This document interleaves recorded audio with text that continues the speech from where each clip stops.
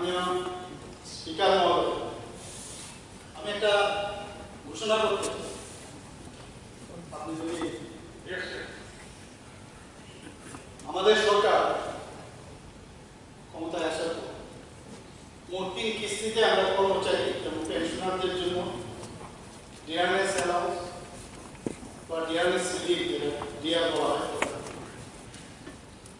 1/3/2021 আমরা 3% দিয়েছি, 1/7/2022 5% দিয়েছি, 1/12/2022 এটা ছালান মেরে 12% করেছি, ছালানি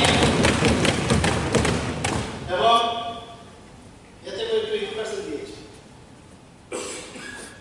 করোনা পরিস্থিতিও যখন এই রাজ্যে ছিল তখনও কিন্তু বহু রাজ্যে দেখা গেছে বেতন স্টপ করে দিয়েছে, আমাদের রাজ্যে কিন্তু বেতন স্টপ করে তখনও আমরা আমাদের এই ত্রিপুরা সরকার 3% দিয়ে প্রদান করেছে। আমাদের এই সরকার cash in lieu of LTC, মানে এলটিসি যেতে হবে না তাদের পয়সা দেওয়া হয়েছে।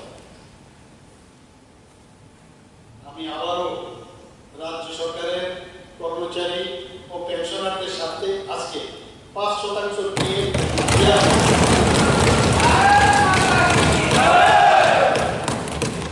এই 5% দিয়ে পয়লা জানুয়ারি 2024 থেকে কার্যকরী এতে বছরে কত খরচ হবে? 500 কোটি টাকা অতিরিক্ত খরচ হবে। আপনি জানেন 1% বিল 105 দিয়ে দিয়েছি।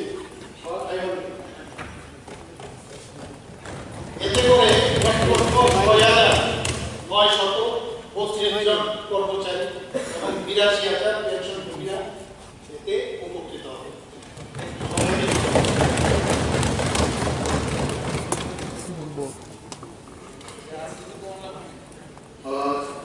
মাননীয় মুখ্যমন্ত্রী 5% দিয়ে ঘোষণা করেছেন।